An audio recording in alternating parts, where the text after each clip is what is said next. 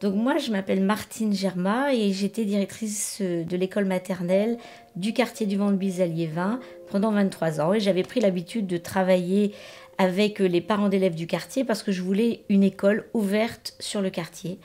Et des mamans donc, qui avaient pris l'habitude de venir m'accompagner sur toutes les actions culturelles surtout. Ensemble, on a décidé de créer une association de femmes, exclusivement de femmes. En fait, le projet est né après l'attentat de Charlie Hebdo.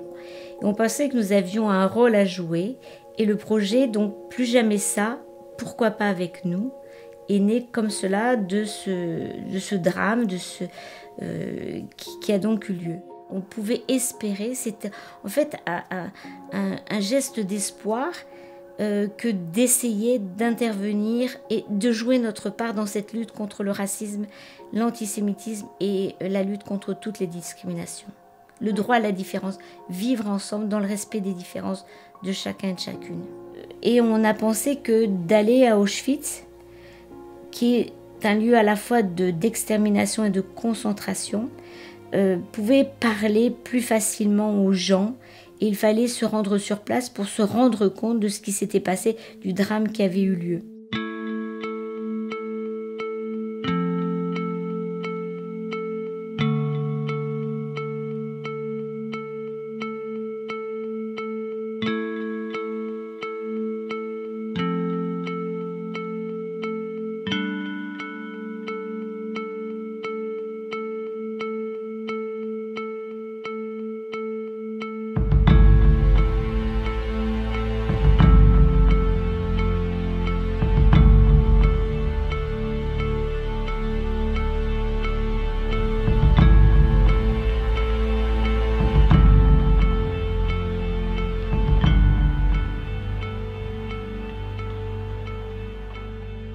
L'arrivée en Pologne, ça a été se plonger dans une culture que bon nombre d'entre nous, du bassin minier en tout cas, connaissons. Donc pour certains, ça a été le retour vers des racines. Et puis on s'est donc plongé et on a eu la chance d'arriver donc au mois de janvier, juste pendant la période post-Noël. Donc on a eu droit encore à voir un marché de Noël, c'est des traditions. On a également eu la chance de goûter à la cuisine polonaise, qui pour certains était une pure découverte, pour d'autres un retour à des saveurs qui nous ont replongés dans notre enfance. Avant d'aller à Auschwitz, il fallait connaître un peu d'abord la culture, la vie du quartier Kazimierz. Donc dans ce quartier-là, il est très particulier au jour d'aujourd'hui. Donc il y a cette place, autour de cette place, il y a donc le cimetière juif, les synagogues. Et il fallait absolument qu'on se plonge dans cette vie culturelle. Donc c'est pour cela qu'on a pensé qu'il fallait avant tout passer quelque temps dans ce quartier-là particulier.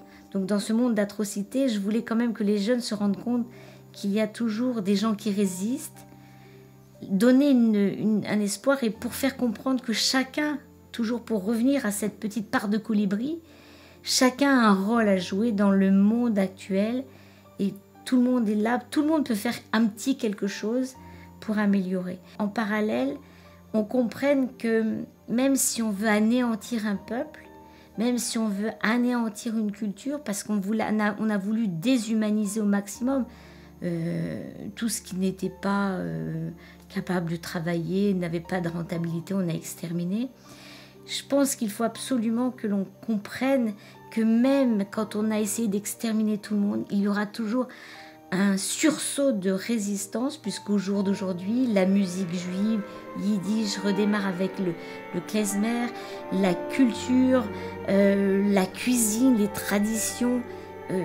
Il y aura toujours quelqu'un qui va passer le relais.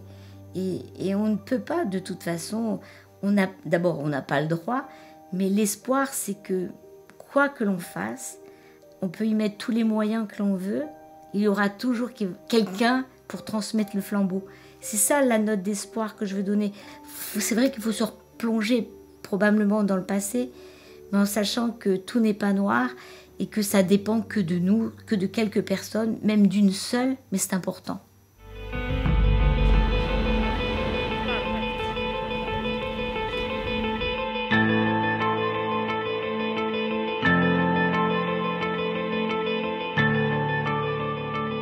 À la fois cohabite côte à côte la place avec, je crois, une soixantaine de chaises. À chaque chaise correspond à un certain nombre de juifs exterminés, envoyés en camp de concentration. Et en fait, ils partaient, on leur demandait d'emmener leurs affaires. Et en fait, les seules affaires qu'ils pouvaient emporter, c'était la surface d'une chaise, en fait.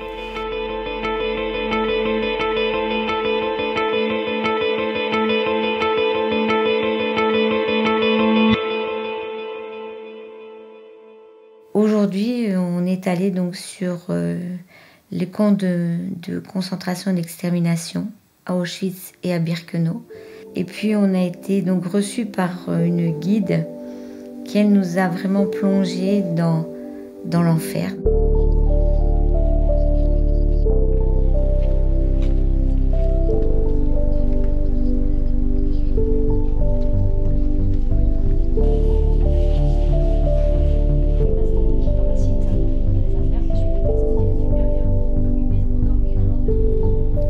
Alors, la visite à Auschwitz, c'était pas une découverte pour moi dans la mesure où j'ai été imprégnée de tout ça.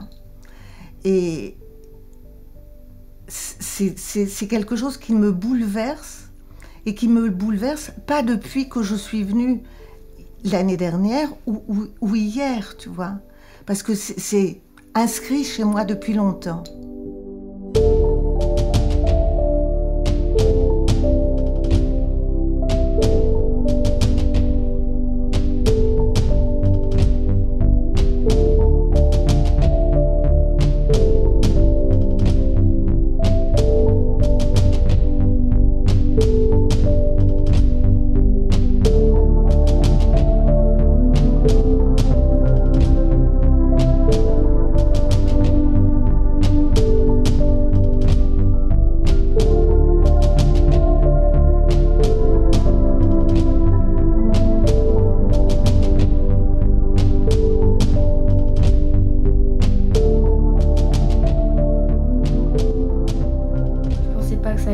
Aussi atroce, je pensais pas non plus pleurer. Quand je suis rentrée, j'ai vu tous ces objets, au fur et à mesure, j'ai commencé à être de moins en moins bien. Et puis à un moment, ça commençait à être de plus en plus lourd et j'ai commencé à craquer. Tout ce couloir avec toutes les images des gens, leur rentrée dans le camp, leur mort. Bon, il y avait un mois d'écart entre les deux. Le plus maximum, les gens pouvaient vivre là-dedans 1 an. Quand j'ai vu les cheveux, les objets vraiment, et je me suis imaginé tout ce qui se passait, je crois que je me suis vraiment pas sentie bien et j'ai tout de suite imaginé, j'ai tout de suite eu des images dans ma tête et puis j'ai un peu craqué et puis je me suis pas vraiment sentie bien à ce moment-là. Je crois que tout est choquant. Que ce soit quand on voit l'amas des cheveux, quand on voit les chaussures, quand on sait que ce qui déverse dans les chambres pour dire de les faire mourir, je crois que tout est choquant. Il n'y a pas une chose plus particulière que d'autres. Tout. Et c'est vrai que ce soit les adultes ou les enfants qui nous accompagnaient, je pense qu'on était toutes unies dans la même incompréhension, dans la même douleur, dans la même tristesse. D'ailleurs, personne n'avait envie de se parler parce qu'on ne savait même pas quoi se dire. On n'osait même pas se regarder parce qu'on ne comprenait pas. Le silence qu'il y a, qui règne, c'est odieux. Quand tu penses que ces gens-là, ils ont été traités comme des bêtes, c'est abominable. Tu ne peux même pas, je sais pas, penser que ces hommes et ces femmes qui ont été tatoués comme des animaux. Et puis, je te dis le silence qui règne là-dedans. Le silence de... Ouh. Moi, pour moi, ça me dépasse.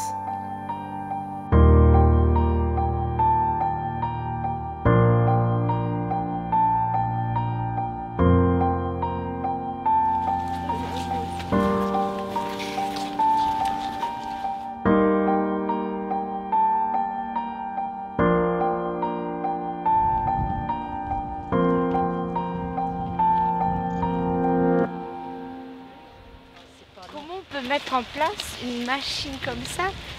Je sais pas. Et même si tu crains pour ta vie, mais c'est te transformer en bête immonde, c'est horrible. Alors, mon ressenti sur cette journée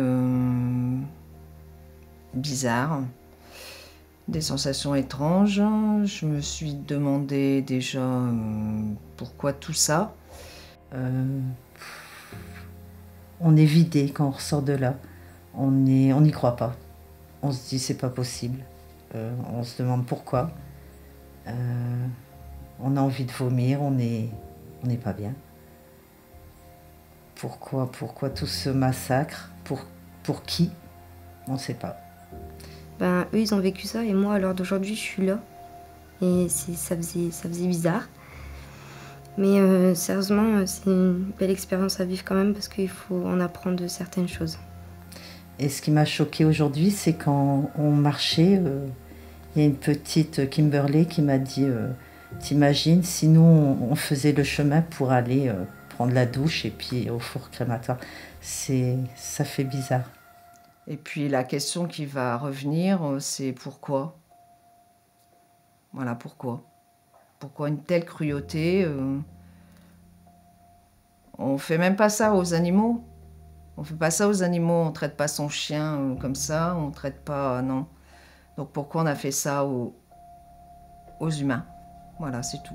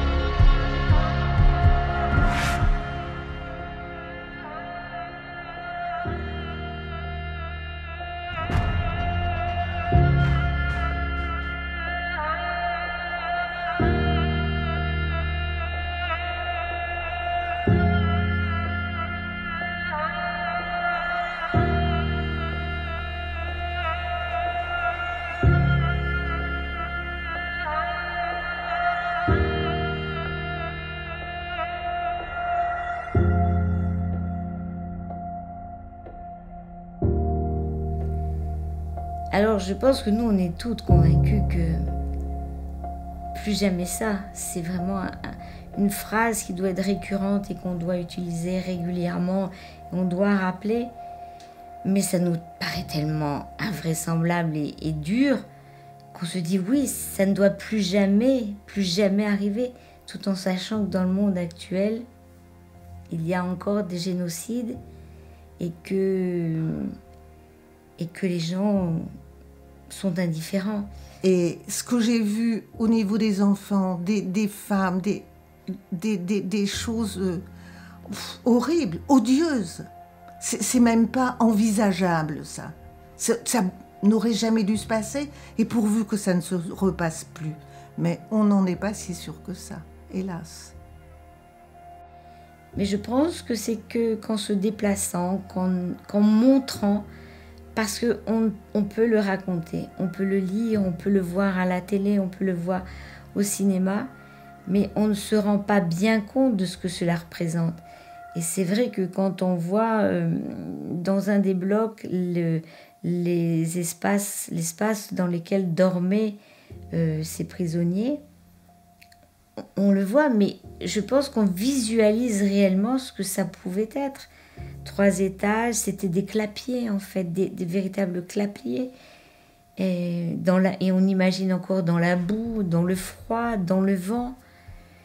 Et c'est en se déplaçant, je pense qu'en allant sur place, qu'on peut se rendre compte réellement. Non, j'ai pas envie de dire quelque chose, je n'ai rien de précis à dire. C'est trop gros. Trop gros pour mettre des mots là-dessus. Et pourtant, ça a existé.